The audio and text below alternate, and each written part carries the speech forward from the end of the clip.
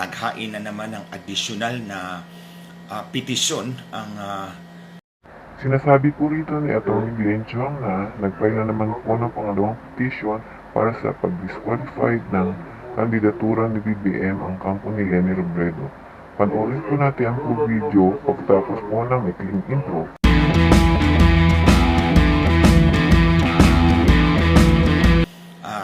Nag-file po sila ng petition in intervention.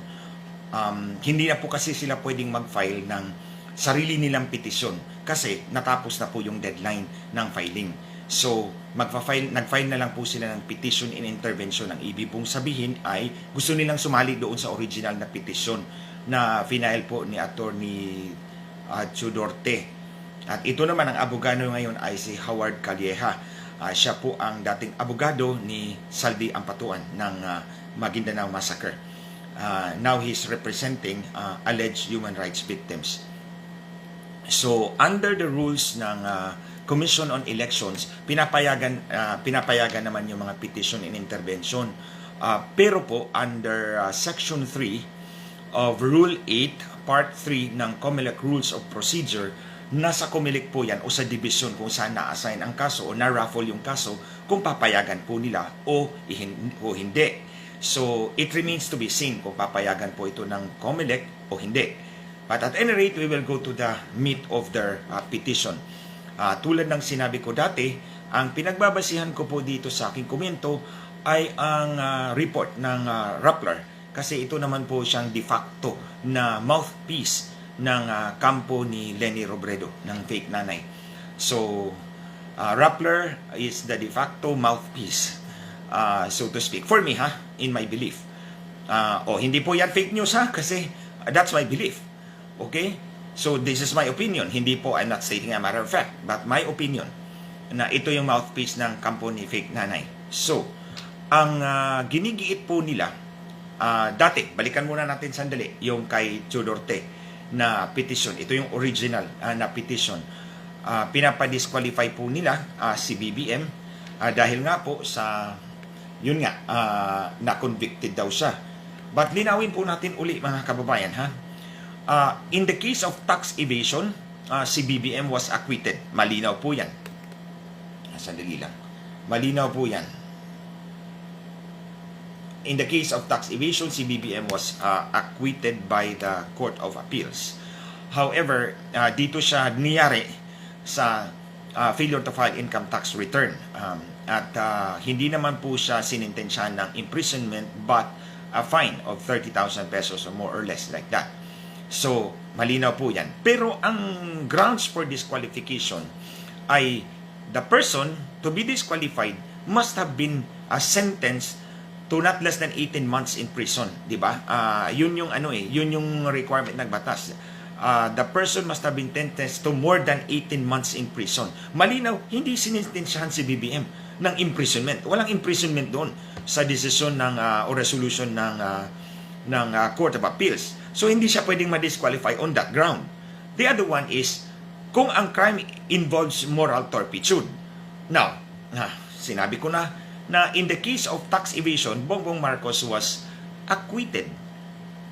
Ang tax evasion is a crime involving moral turpitude. Malinaw yan. But he was acquitted. So, hindi yan applicable.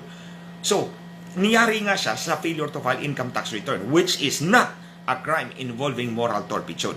So, hindi yan krimen involving moral turpitude. So, in other words, yung petition po nila Chudorte, yung naunang petition, yung original, last week, hindi po siya pumasok doon sa disqualification, grounds for disqualification dahil hindi naman nasintensyahan si BBM ng imprisonment of more than 18 months. Wala nga siyang imprisonment.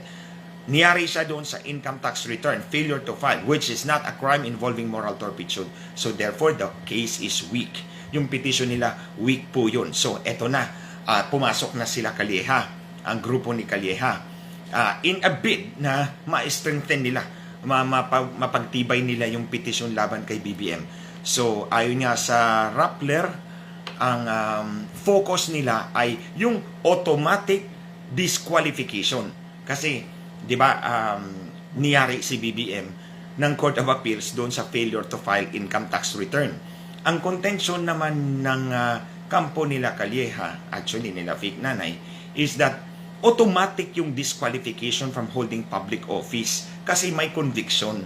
So, ang pinagbabasihan po nilang batas ay yung 1977 National Internal Revenue Code. This is this is Presidential Decree 1158. No? Presidential Decree 1158, a decree to consolidate and codify all the internal revenue laws of the Philippines.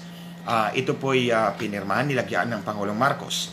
Now, ang pinagbabasihan po nila rito ay Section 252 Paragraph C. Okay? Sa Section 252 Paragraph C, ito yung ginamit ng kampo nila Calleja ngayon, na dahil na-convicted si BBM doon sa failure to file income tax return, ulitin ko ha, sa tax evasion, acquitted si BBM, walang imprisonment, walang moral turpitude. Okay? Walang moral turpitude, walang imprisonment, walang grounds for disqualification under the Tudorte petition, yung original.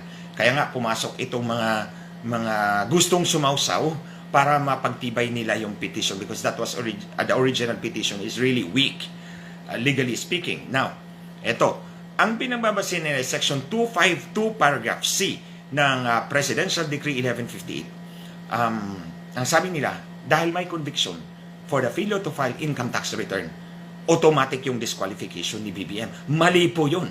Ulitin ko, maling-mali yun. Ito, basahin natin ha, yung Section 252 Paragraph C.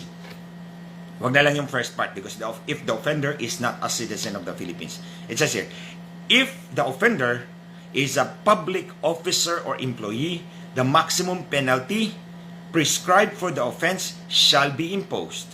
And in addition, he shall be dismissed from the public service and perpetually disqualified from holding any public office, to vote, and to participate in any election. Ito yung pinagbabasihan nila. Pero pag binasa po ninyo yung report ng Rappler, wala po yung katagang he shall be dismissed from public office or from public service. Now, mahalaga po yun, mga kababayan. Mahalaga po yung katagang yan.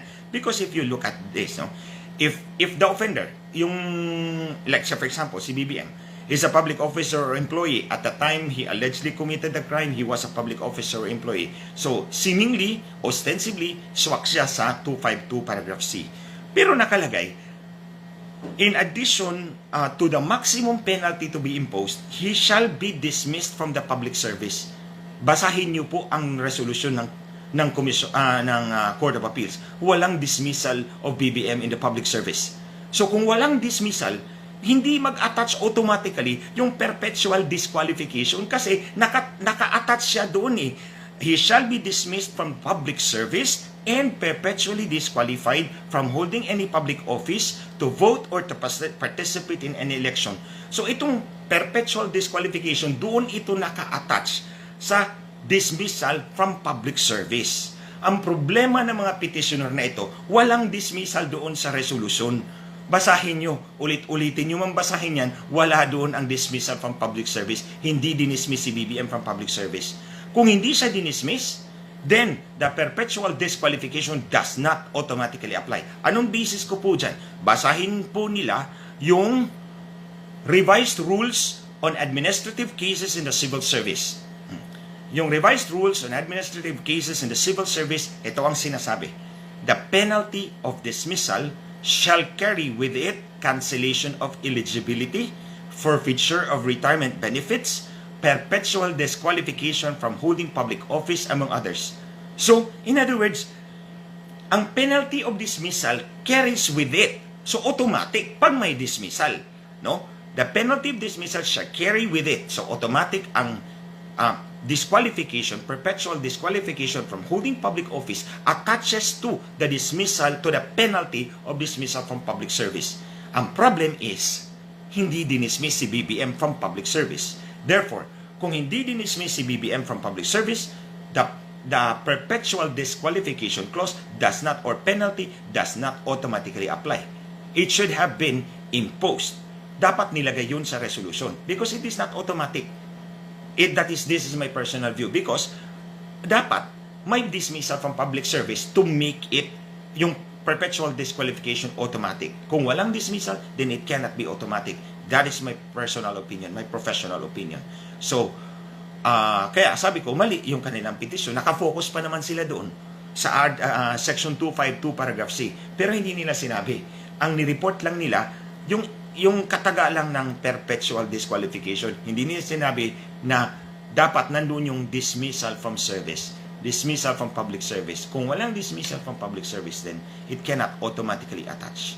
Now, meron din po silang sinabi, may kinote din po ang ABS, Rappler, na sabi ng petitionan, being an accessory penalty, the same need not be written in the judgment of conviction. Kasi sinabi ko rin po ito dati, nung nag-live po ako na, wala yan dyan. Yung accessory penalty of disqualification is not found in the resolution. So, dapat nandyan yan. So, ang sabi nila, may resolution, may decision ang Supreme Court na nagsasabi, being an accessory penalty, the same need not be written in the judgment of conviction. It is unnecessary to express the accessory penalties in the sentence. However, wala pong citation kung anong Supreme Court decision ito. And this was mentioned only in passing. So I believe this is obiter dictum. So ano po yung obiter dictum? Ang obiter dictum is simply an incidental expression of opinion. Incidental expression of opinion. It is not essential to the decision. Hindi siya kailangan sa decision. Kumbaga, kulatilya lang siya, palamuti lang siya. And it does not establish a precedent. So if it does not establish a precedent, then we are not bound by that statement, by that opinion of the ponente in that particular decision. So, yun po yung komento ko dito sa kanilang hinaing na dagdag na petition laban kay BBM. Mali po yung kanilang focus, nakafocus lang po sila, mali pa. So, wala po tayong dapat ipangamba. And I believe na ibabasura ito ng Commission on Elections if they are fair. Now, palagi kong sinasabi na ito ay bahagi lamang ng black propaganda ng fake nanay nila. Kasi po, kung tingnan po ninyo, nagsimula po ito doon sa opinion piece ni former Justice Antonio Carpio na siyang convenor ng One Sambayan. One Sambayan. And One Sambayan has gone out in total support kay fake nanay. And then on the other hand, si Attorney Calleja is also a convenor of One Sambayan. So hindi mo ma-detach itong mga petition na ito kay Leni Robredo, kay fake nanay. And finally, ito po'y pinaparating ko lang po sa mga fact-checkers na mga peke. Hindi po ninyo ito pwedeng sabihin peke ang mga sinasabi ko. Dahil these are my personal opinion and I have basis of my personal opinion. Alam ko po yung mga ibang nagsishare po, tinatag po nila na fake ang sinasabi ko. Why don't you come to my own post dito sa Facebook at sabihin nyo sa akin that it's fake? Kasi sasagutin ko kayo in the proper forum. So yun lang po mga kababayan. Marami pong salamat sa inyong mga reactions sa pagpanood po nito sa video ito and for sharing this. I thank you so much and patuloy po tayong lalaban para sa kandidatong minamahal po natin at para sa kandidatong alam nating mananalo sa araw ng halalan. Thank you and God bless us all. You keep safe.